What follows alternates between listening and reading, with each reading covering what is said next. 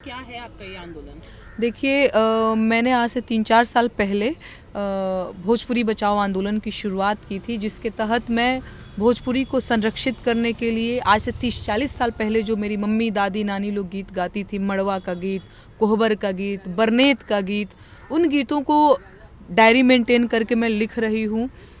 भोजपुरी को समृद्ध करने के लिए मैं स्वच्छ और साफ़ सुथरे गीत लिख रही हूँ। तो मैं इस तरीके से भोजपुरी को लेकर के काम कर रही हूँ। दूसरी चीज़ ये है कि आजकल भोजपुरी में आप गीत सुनती होंगी, बहुत वल्गर और बहुत अश्लील गीत बजते हैं।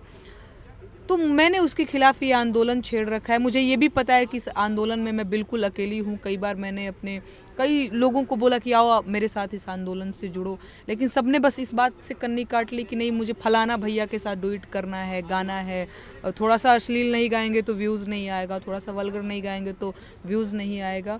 तो ये मेरी लड़ाई जारी है, उन लोगों के खिलाफ ये लड़ाई जारी है जो भोजपुरी में लहंगा उठा दे रिमोट से गा करके आज संसद में बैठे हुए हैं।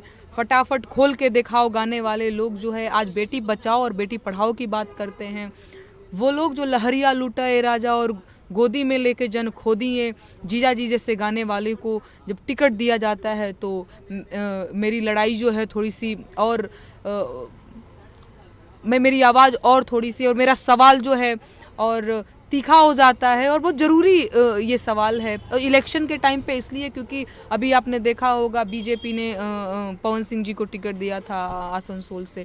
तो मुझे लगता है कि भाजपा भी जो है वो ऐसे गंदे गायकों को प्रमोट कर रही है, भाषा को अपमानित करने वाले लोगों को वो टिकट दे करके सम्मानित कर रही है। यही सारी चीज़ें, यही मेरी भोजपुरी को लेकर के मेरी लड़ाई है कि भोजपुरी भाषा को बहुत बदनाम किया लोगों ने। अब संसद को कोई ऑर्केस्ट्रा और डीजे नहीं बनाना है, वो संसद है, वो बहुत सम्मानित जगह है, वो कोई स्टेज शो का वो ऑर्केस्ट्रा नहीं है और वो डीजे और फलाना ढिमकाना जो चीज़ें होती हैं वो नहीं है। तो जैसा कि भी एक्टर्स हैं वो सब बीजेपी का हिस्सा हैं, तो आपको लगता है कि वो भोजपुरी को गंदा या मतलब गलत बना रहे हैं और वो सारे फिर बीजेपी का ही हिस्सा हैं? एग्जैक्टली मैं वही तो कह रही हूँ कि मेरा सवाल सिर्फ पर्टिकुलर मनोज तिवारी, रवि किशन निरहुआ और पवन जी से ही नहीं है, मेरा सवाल भाजपा से भी है। भोजपुरी की बर्बादी में जितना हाथ मनोज तिवारी का, रवि किशन का, निरहुआ का और भी बहुत सारे लोग हैं उनका है, उतना ही रोल मैं भाजपा का भी मानती हूँ। और मैंने कई बार ये चीज़ कहा है कि मुझे तो कई बार लगता है कि भाजपा ने भोजपुरी को बर्बाद करने की जो है वो सुपारी ले रखी है। कोई भी भाषा जिसमें बहुत सुंदर गीत बन सकते थे, अगर मैं खासतौर से भोजपुरी की बात करूं तो रोजगार के गीत बन सकते थे, महंगाई के गीत बन सकते थे, महिलाओं की शिक्षा के गीत बन सकते थे, किसानों मजदूरों के गीत बन सकते थे। उन गीतों में सिर्फ लहंगा, चोली, ढोड़ी, पेटीकोट और महिलाओं को अपमानित करने वाले ही गीत बने। और ऐसे लोगों को जब भाजपा टिकट देती है तो मेरा सवाल भाजपा से भी है कि भाई मुझे तो यही लग रहा है कि आप जो है भोजपुरी को बर्बाद करना चाहते हैं, आप खुद भी शामिल हैं कि जो जितना गंदा गाएगा उसको हम उतना जल्दी जल्दी टिकट बांटेंगे। तो ये सवाल मेरा भाजपा से भी है। बतौर भोजपुरी भाषी और भोजपुरी भाषा के प्रति सजग और एक संवेदनशील क्या बोलेंगे भोजपुरी भाषी होने के नाते मुझे लगता है ये सवाल भाजपा से भी होनी चाहिए। अभी जैसा कि हम देख रहे हैं कि इलेक्शन भी सुनने में आ रहा है कि क्या आप कांग्रेस की तरफ से टिकट मिलेगा आपको, ऐसा कुछ है?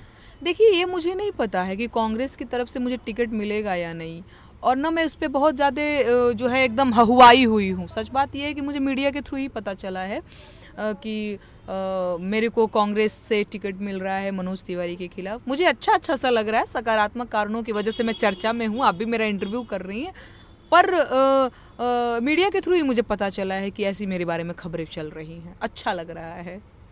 तो ऐसे में करती है कि वो 400 पार जाएगी एनडीए के साथ, तो ऐसे में क्या आपको लगता है कि कांग्रेस को ज्वाइन अगर टिकट मिलता है तो आप कांग्रेस का ही टिकट लेना चाहेंगे या बीजेपी का भी? नहीं, मैंने कहा तो कि कोई भी पार्टी, देखिए सबसे पहली चीज़ ये है कि मेरे लिए बहुत बड़ी बात है कि मेरे बारे में विचार किया जा रहा है। मैं जहाँ से आती हूँ, मैं एक साधारण किसान परिवार के घर से आती हूँ, गाँव देहात की लड़की हूँ, बिहार के एक छोटे से गाँव की लड़की हूँ।